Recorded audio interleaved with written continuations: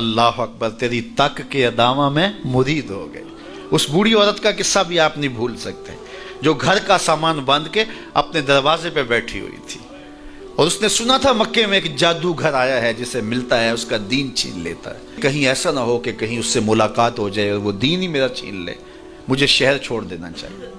گھر کے تھڑے کے اوپر سامان باندھ کے بیٹھی ہے، حضور بھی گزرے تو اس نے دیکھا تو کہا بھتیجے یہ سامان میرے سر پہ رکھ دے۔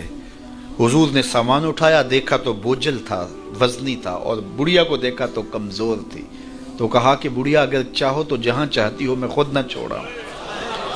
اس نے کہا اس سے بڑی مہربانی کیا ہوگی؟ حضور نے سامان اٹھایا ہوا ہے اور بڑھیا سے باتیں بھی کرتے جا رہے ہیں۔ تو بڑھیا کو کہا کیوں جا رہی ہے؟ اس نے کہا کہ سنا ہے یہاں ایک جادوگر ہے جو لوگوں کا دھرم لوٹ لیتا ہے، لوگوں کا دین لوٹ لیتا ہے۔ میں نے ساری زندگی بتوں سے وفا کی ہے، میرے آباء و اجداد نے بتوں سے وفا کی ہے، میں چاہتی ہوں دین اجداد ہاتھ سے چھوٹ نہ جائیں، آخر اس شہر میں رہتی ہوں کہیں مل نہ جائے۔ خیر حضور نے کچھ نہیں کہا، اس کا سامان نہیں پھینک دیا کہ ٹھیک ہے تم پھر جاؤ۔ سامان اس کا اٹھایا اور جہاں تک اس نے جانا تھا سامان پہنچایا، سامان سپرد کر کے واپس پلٹنے لگے تو اس نے کہا بچے اپنا نام تو بتا دے، لوگ کہیں گے کہ مکہ چھوڑ آئی ہو تو بتاؤں گی ایک جادوگر کے دکھ سے چھوڑ آئی ہوں، تو وہ کتنا برا بھلا کہیں گے شہر مکہ کو کہ جس مکہ سے لوگ نقل مکانی کرنے پہ مجبور ہو گئے، تو میں انہیں یہ بھی بتاؤں گی کہ جس مکے میں جادوگر رہتا ہے اتنا اچھا نوجوان بھی رہتا ہے، تو تیرا نام لیا کروں گی، تیرے قصیدے پڑھا کروں گی۔ تو حضور علیہ السلام مسکرا پڑے، کہا بڑھیا جس جادوگر سے بھاگ کے آئی ہے وہ تیرے سامنے کھڑا ہے۔ اس نے کہا سچ سے آپ ہی محمد ہیں؟ حضور نے فرمایا نام میرا یہی ہے۔ تو اس نے کہا پھر آپ کا جادو میرے پہ چل گیا ہے۔ اللہ اکبر، تیری تک کے ادامہ میں مرید ہو گئے، لوگوں کی خدمت کریں، بوڑھوں کے کام آئیں، دکھیوں کے کام آئیں، مصیبت زدہ کے کام آئیں۔ حضور یتیم ہو کے یتیم پرور تھے، لاچاروں کی مدد کرتے، لوگوں کے گھروں میں پانی بھر کے دے دیتے، اور دکھیوں کے کام آ جاتے اور مصیبت زدوں کے کام آ جاتے۔ تو حضور سے پیار کرنے والوں، امت میں آپس میں حسد نہ پھیلاؤ، بغض نہ کرو، نفرتوں کے پہاڑ کھڑے نہ کرو، ایک دوسرے سے پیار کرو، جڑو، امت وحدہ بنے، اور اپنے ماحول کو، اپنی معاشرت کو ایک خوبصورت معاشرت کا رنگ دو، اور اپنی زندگی کو حضور کے نام کر دو۔ حضور علیہ السلام کی محبت سے معاشرے کے دکھ جو ہیں وہ سمیٹے جا سکتے ہیں۔ آقا کریم علیہ السلام نے محبت سے ہی معاشرت کو جو ہے وہ اپنے قریب کیا، اور لوگ ایمان کی دولت سے مالا مال ہو گئے۔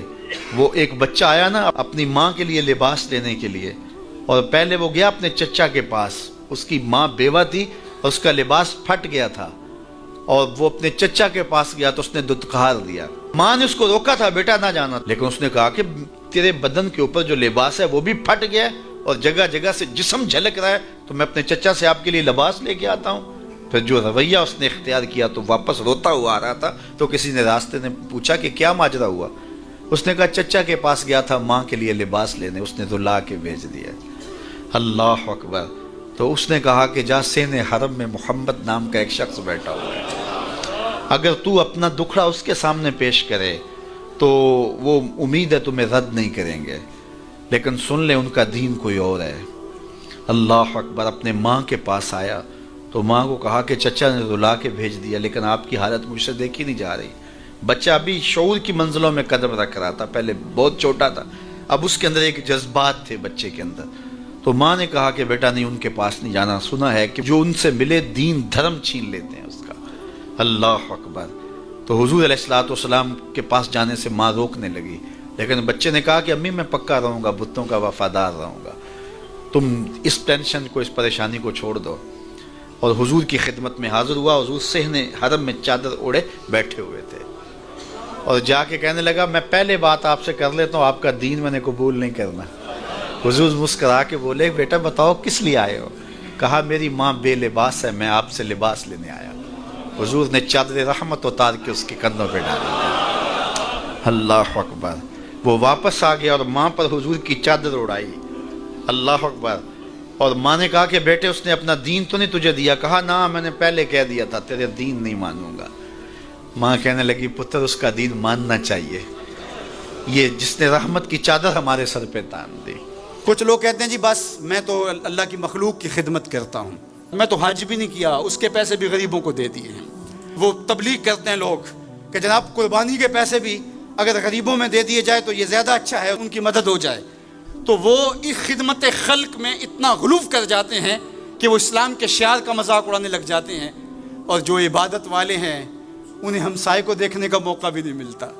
اور آپ جانتے ہیں کہ جب ایک بستی کو برباد کرنے کا حکم دیا گیا تو کہا کہ یہاں تو ایک شخص رہتا ہے جس کا سر سجدے سے اٹھتا ہی نہیں، کہا میرے بندوں کے اوپر قیامتیں ٹوٹیں اور ان کے اوپر ظلم اور جبر کے پہرے ہوں اور اس کے ماتھے پہ شکن نہیں آتا، اس کے سمیت ہی بستی کو لٹ کے رکھ دو۔ یار عبادت کرتے ہو لیکن ہمسایوں کا خیال بھی رکھو۔ میرے حضور علیہ الصلوۃ والسلام نے لعاب پھینکا نا تو صحابہ نے اپنے ہاتھوں پہ لے کے اپنے منہ پہ مل لیا۔ آپ نے عشق اور محبت کی لوک داستانیں بڑی سنی ہوں گی، لوگوں نے نہریں بھی کھودی، لوگوں نے محبوبوں کے لیے کیا کچھ نہیں کیا، لیکن آج تک آپ کو ایسا نہیں ملا ہوگا کسی محب نے محبوب کا لعاب بھی چاٹا ہو۔ کائنات میں یہ انوکھا باب ہے۔ تو حضور علیہ الصلوۃ والسلام نے فرمایا کہ تمہیں اس چیز پر کس نے ابھارا کہ میرا لعاب بھی اپنے چہروں پہ مل رہے ہو؟ انہوں نے کہا اللہ اور اس کے رسول کی محبت نے۔ تو میرے حضور نے اس کی نفی نہیں کی، لیکن ساتھ ہی فرمایا اگر کوئی چاہتا ہے کہ اللہ اور اس کے رسول سے محبت کرے اور اللہ اور اس کا رسول اس سے محبت کرے تو وہ ہمسایوں کے حقوق کا خیال رکھے۔ یعنی تمہارا یہ پہلو بھی، تم عاشق رسول بھی ہو لیکن ہمسایوں کا بھی تو خیال رکھو۔ تمہارے گھر پہ جھنڈا تو لگا ہے حضور کے میلاد کا، لیکن اگر ہمسایوں کے گھر میں اندھیرا ہے تو یار اپنے گھر میں اس سال اگر چراغاں نہیں کر سکے، غریب ہمسائے کا میٹر کٹ گیا اس کا بل دے دو، آمنہ کا لال زیادہ خوش ہوگا، میلاد والا رسول زیادہ خوش ہوگا۔ اس لیے دونوں پلڑے برابر رکھو، نہ تو عبادات کے زعم میں تم خدمت خلق کو اور ہمسایوں کے حقوق کو، رشتہ داروں کے حقوق کو بھول جاؤ، اور نہ یہ کہ تم خدمت خلق کے نام پہ عبادات کا مذاق اڑانے لگو۔ وَكَذَلِكَ جَعَلْنَاكُمْ أُمَّةً وَسَطًا۔ ادارت المصطفیٰ دونوں بازوؤں کے ساتھ اڑنے کی فکر رکھتا ہے، اور امت وسط کے مزاج کو لوگوں میں راسخ کرنا شروع ہوتا ہے۔ ظاہر ہے جب کبھی اس بازو پہ زور پڑے تو کبھی اس بازو پہ زور پڑے تو بازو جھکنے لگتے ہیں، تو میرا اللہ مدد کرتا ہے، نصرت دیتا ہے۔ تو کبھی ہمارے کسی بازو پہ فتویٰ بھی آ کے جو ہے وہ زور ڈالتا ہے، کبھی کسی فتوے کا میزائل لگتا ہے، لیکن ہم تو بلے شاہ کی بولی میں کہتے ہیں بلے آلو کی تینوں کافر کافر آکھن تو آہو آہو آکھ۔ ہمارا کام الجھنا تھوڑا ہے، ہم نے تو آگے بڑھتے ہی چلے جانا ہے، اور ہماری منزل تو مدینہ ہے، ہم نے تو اس کی طرف عازم سفر رہنا ہے۔ ادارت المصطفیٰ ایک فکر کا نام ہے، اور وہ فکر جو مدینے کی ضیاؤں سے پھوٹتی ہے، گنبد خضرا کے جمال کی روشنی ہے، اور وہ مصطفی نہیں ہو سکتا جس کے دونوں بازو میں سے ایک بازو شل ہو۔ حضور کی امت سے جس کو پیار نہیں ہے، حضور کی امت سے جس کو محبت نہیں ہے، حضور کی محبتوں کا کبھی بھی